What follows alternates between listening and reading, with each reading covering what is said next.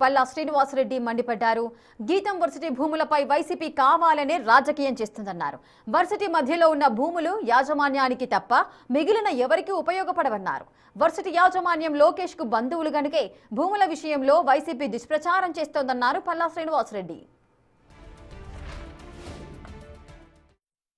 అలాంటి యూనివర్సిటీకి ఈ భూములు ఏవైతే వాళ్ళ ఆధీనంలో ఉన్నాయో ఎవరికి ఉపయోగపడినటువంటి భూములు, అలాంటి భూములు ప్రభుత్వం కేటాయించాలని ఒక నిర్ణయం తీసుకోవడం మరి మంచిదని మేము భావిస్తున్నాం.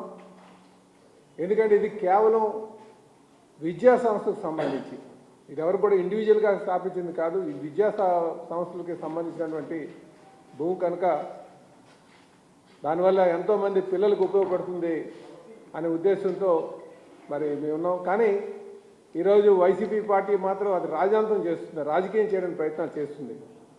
ఇది 2010లో కూడా ఆ రోజు ఉన్నటువంటి కౌన్సిల్ దానికి కూడా ఆమోదం ఇవ్వడం జరిగింది ఈ భూములు కేటాయించిన విషయంలో.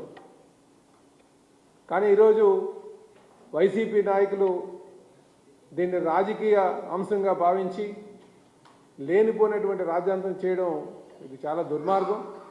ఎందుకు ఈ మాట అంటున్నామంటే, మరి 2023లో టీఐఎస్బి అని చెప్పేసి ఒక ఇన్స్టిట్యూషన్కి మరి గీతం కాలేజీ పక్కనే ₹1 కోటి కేటాయించారు. 11 ఎకరాలు, ఒక్కొక్క ఎకరా 11, ఒక్కొక్క ఎకరా ₹1 కోటి చెప్పినా 11 ఎకరాలు బెంగళూరు బేస్డ్ ఇన్స్టిట్యూషన్కి ఇచ్చారు, ఎడ్యుకేషన్ ఇన్స్టిట్యూషన్కే. ఆ ఇన్స్టిట్యూషన్ అయితే ఇప్పుడు 3 సంవత్సరాలు 4 సంవత్సరాలు ఇప్పటికి కూడా స్టార్ట్ చేయలే. అంటే వీళ్ళు రాజకీయం చేస్తున్నారని ఎందుకంటున్నారంటే, ఒక ఇన్స్టిట్యూషన్కి ఒకటి ఇచ్చి ఇంకో ఇన్స్టిట్యూషన్లో ఆధీనంలో ఉన్నటువంటి భూమి పైన రాజకీయం చేయడం మంచి పద్ధతి కాదని చెప్పి తెలియజేస్తున్నాను.